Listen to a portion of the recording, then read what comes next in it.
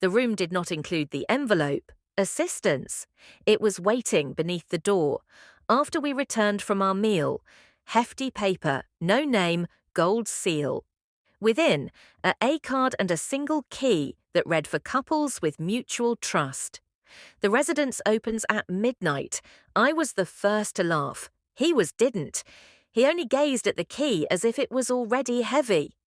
Before I explain what transpired, please take a moment to like this video tonight and sign up. It is more beneficial than you consider, and I assure you that you won't want to miss what happened next. We had left to start over. 3 nights later, the shore, with no schedules or jobs, just silent. However, silence might help you realize how stagnant things have gotten. We hadn't disagreed or lost love. We simply ceased to reach. Because of this, it seemed as though the envelope was intended for us. He flipped it over in his hands. Most likely a practical joke. "So why is there a key on it?" I inquired. It was an easy card. Gold letters, the town's address, and one rule: only at midnight. We discussed it, how you argue over something you've already, I'm sure you'll succeed. It sounded like what I stated, an encounter, perhaps an exhibition of art or social game. According to him, it sounded like trouble. We made our home in the center. We leave just to observe. No demands, no just curiosity, no pressure. At 11:30, I was using the mirror to straighten my hair. He was buttoning his shirt. We said very little. There was no awkward silence. It was charged as if we had both been longing for anything to get things started. We rode a taxi into town.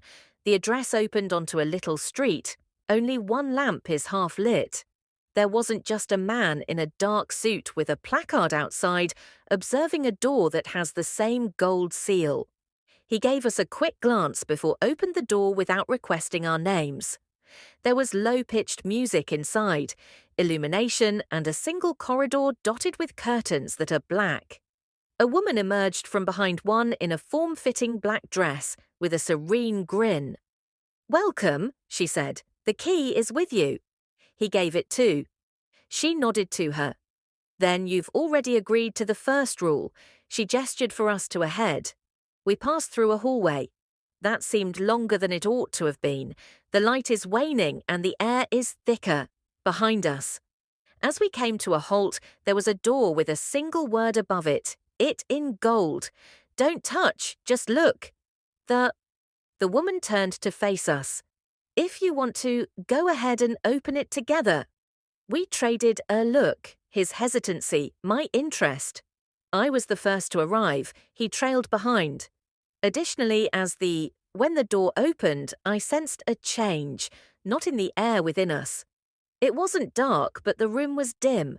Candles lined the walls, their light being sufficiently gentle, not to blur shapes, but to blur faces. There were perhaps 12 individuals within, mostly couples. Everyone was silent. No, someone attempted to talk. It didn't seem to a gathering, resembled an exam. A low hum played slowly from concealed speakers, steady.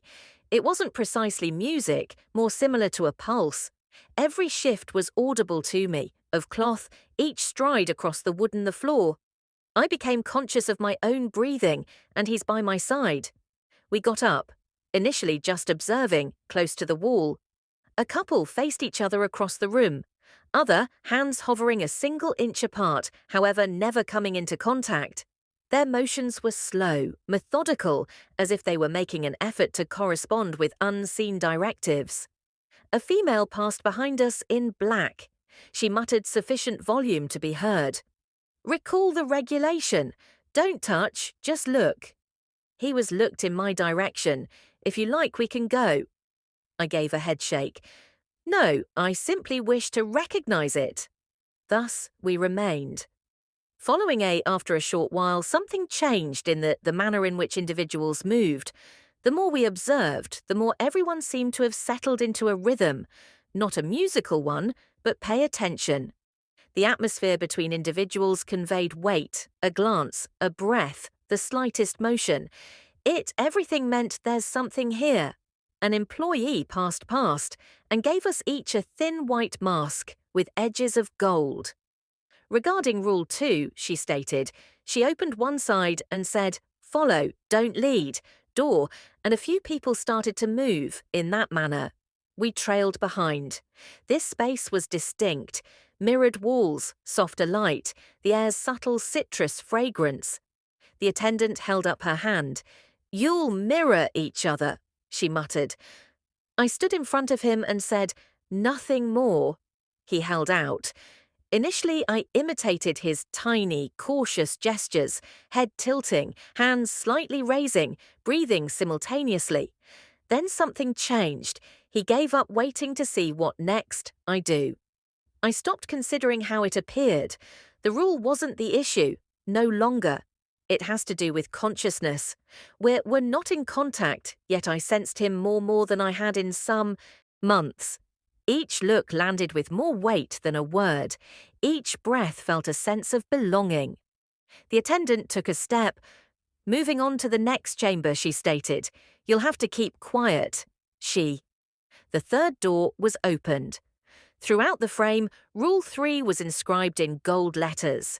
Keep quiet. Let the body make the decision. He gave me a quick glance before reaching for the manage. Together, we entered. It was almost dark in the room. A dim amber light leaked from the sconces along the wall, hardly enough to draw shapes. The A head turn, a shoulder curvature, a dim reflection in the glass. The noise was gone. Just breathing, no hum, no music. Individuals moved as if they had already discovered the space's rhythm. We're paused close to the door, mask still in the hand. The previous woman showed up next to us, her voice hardly above a murmur. "You may keep them on," I said, she said, "or remove them. The regulation is stillness." After that, she vanished into the dull light, abandoning us there. I made a mistake. I put my mask back on, and so did he. The cloth. As I tied it, it brushed against my skin, the knot forming at the rear of my neck. Beside us, a couple started to move. They remained silent and didn't even glance at directly with one another. They simply replied, gradually, as if a steady current were flowing through them. Something about it made it's hard to turn away. He grabbed for my hand, but paused before coming into contact with me. I gave one nod. It only required that. We began to move. There was no strategy or just instinct, rhythm.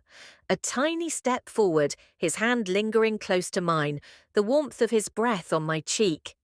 His pulse matched his until it was impossible to determine who started first. The space became hazy. It wasn't silent, no longer, not at all. The quiet was bursting with sound. Faint fabric-moving gasps, the type of sound produced by forgetting to remain motionless. Someone further reduced the brightness of the lights. A dim glimmer emanated from the distant wall, exposing what it appeared to be a mirror, but it wasn't. The room didn't match the reflection, precisely. We weren't in it, but there were people, not quite yet. He walked over to it. I followed. The picture wavered as we moved in closer. Our thoughts were moved, a little out of time, as if they were taking the lead rather than copying. He stopped. I put a finger to my lips. The silence is the rule. We stood there looking directly at face, observing how the mirror captures each breath, every possible hesitancy angle. There was a charge in the space between us. The type of intimacy that is unnecessary permission to be authentic. Next, someone behind us whispered low and calm. "When the final room awaits you when you're ready, upstairs." His hand trembled close to me. Mine. He didn't retreat. Neither did I. We lingered there longer than we ought to have, having, half in that reflection, the space, partially in another completely. When we eventually took a step back, I was still able to make out the slight sheen on the glass, as though it contained a recollection of what nearly occurred. He looked directly into my eyes. Just a question, no words. I gave a nod. At the stairway, an attendant was waiting, with a hand on the last door.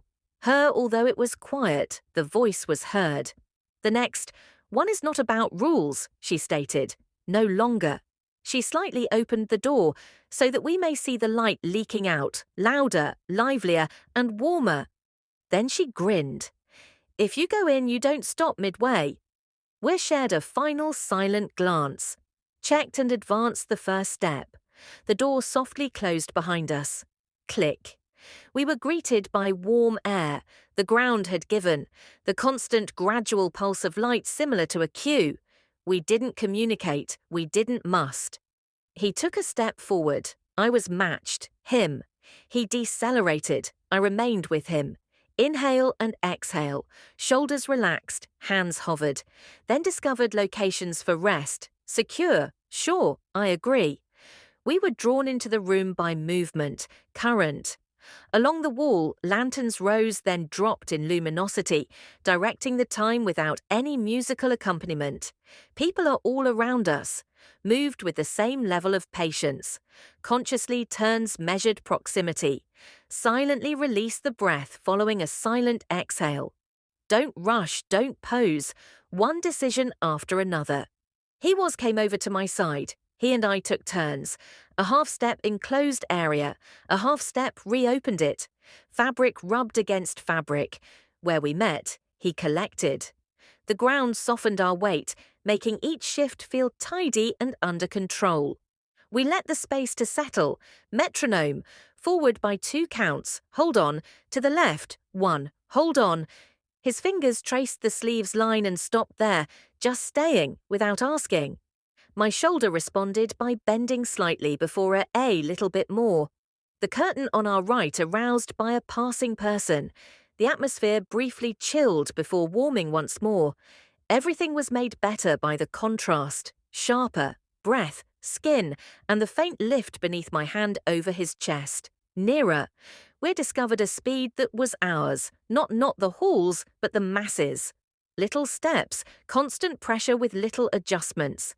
He was modified. I gave into it. I evolved. He was followed. No guidance. Simply said, absolutely, indeed, in silence. The light pulse tightened.